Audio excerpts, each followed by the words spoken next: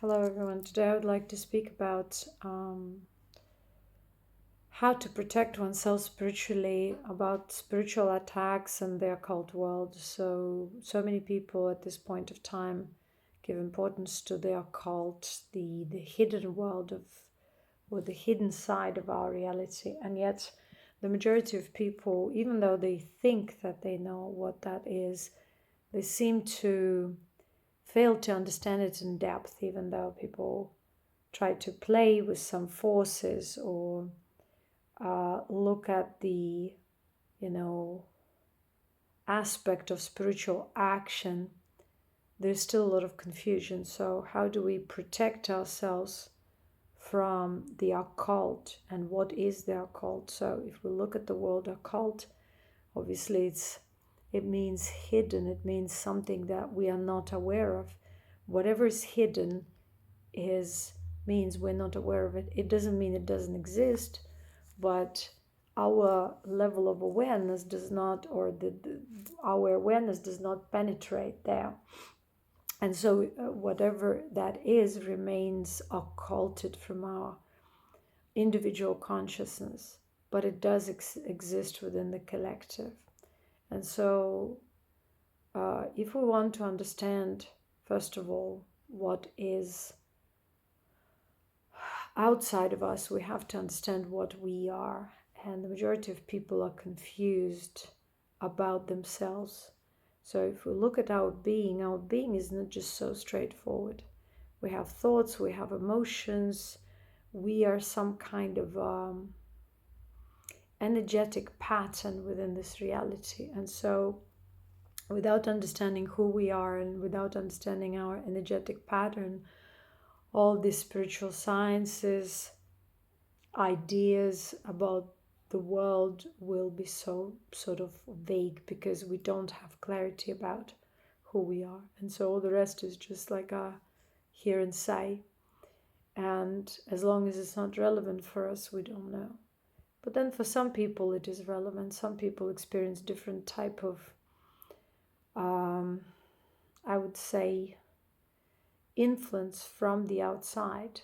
But again, we have to also understand that our own being is able to protect ourselves, and the protection lies in one point, the frequency, because like attracts like, and sometimes opposites attract as well. So if you vibrate high frequency, you emanate that frequency of clarity, which is spiritual energy of a higher nature. It repels different forms of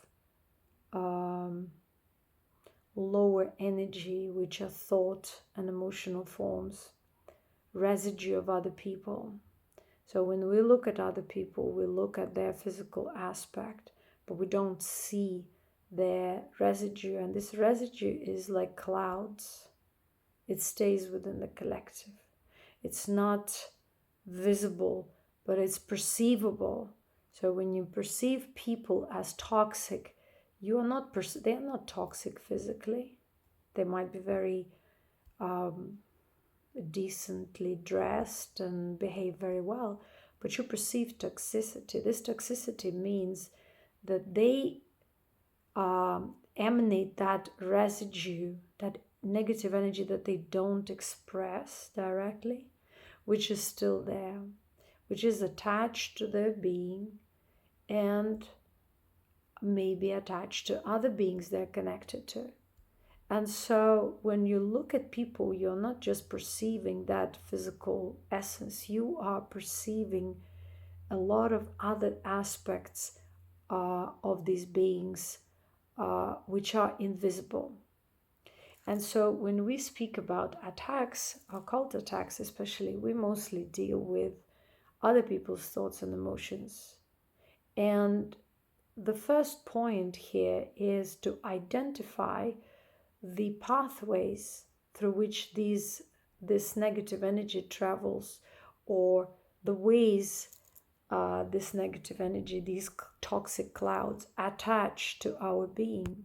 They cannot attach unless we have openings or create connections to those toxic clouds. And again, our emotional attachments are the openings. So let's say emotional attachment is not just of a positive nature, it's of the negative nature. Any kind of emotional attachment, whether positive or negative, creates an opening.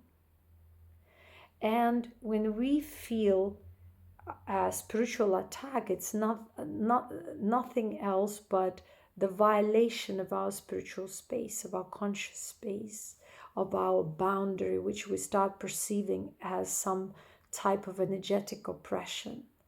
And if we are not very aware of that, we might even feel that oppression strongly on a physical level, and might assume that we are not feeling well, but we cannot identify the reason. And so when we deal with the occult world, we first of all do not deal with different witches and warlocks. We deal with other people's consciousnesses. And this consciousness of other people, the consciousness of other people is not a pure field. It's a field which is filled with different types of emotions and thoughts, and each of these emotions and thoughts has frequencies. And once these people with these type of consciousness direct their consciousness towards someone, that being towards whom it's directed will experience so-called an attack, because it's some type of transmission of a negative nature where someone's energy is trying to breach the boundaries of their physical and spiritual field. And so when we experience something like that, we will perceive pressure, we'll experience some kind of unexpected drop in our energy, or all of a sudden we will feel like our mood change towards negative, or we will feel that someone is trying to lower our frequency if we're more aware. So first of all, no one has that power to attack anyone. The attack itself is the energy wave directed towards someone else, or a negative energy transmission that is trying to disrupt the wholesomeness of the other being. The wholesomeness is the health, is contentment, is joy, or whatever the harmony of that person. And so that person cannot all of a sudden just feel bad, but slowly, when there is a constant bombardation of that energy field, that person's vibration starts slowly lowering. And if we are very aware of these processes and understand that this is the reality of our existence, because we're not just existing alone, we are within the collective field, and the collective field, or the collective consciousness, is filled with everyone's thoughts and emotions, which are, you can say, put in a perspective according to the frequency. So they all are like different energy clusters.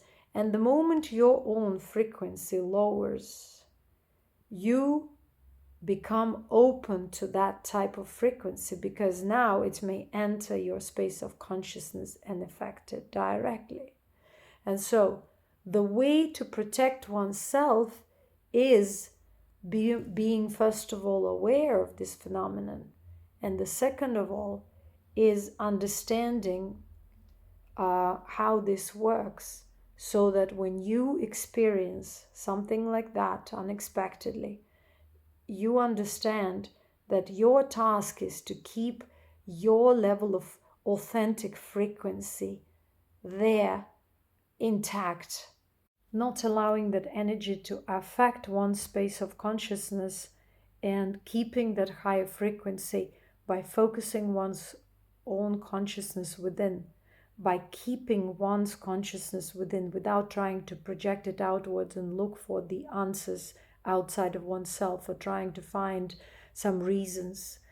We tend to waste our energy. Wasting energy, we open ourselves up in an unhealthy way towards a projected reality, allowing certain frequencies from the outside reality to affect our space of consciousness. And so it's very important to affirm that we do not allow or give permission to anyone's thoughts or emotions to affect our space of consciousness or our physical being, not to enter into our space of consciousness. This way we keep on being aware that other people's emotions and thoughts can affect us. And when we interact with toxic people and we become sensitive towards those toxic fields within the field of that toxic, or within their fields, so then we kind of create an extra caution or an energetic barrier towards that person, or we shorten the time of interaction if we cannot avoid the interaction at all.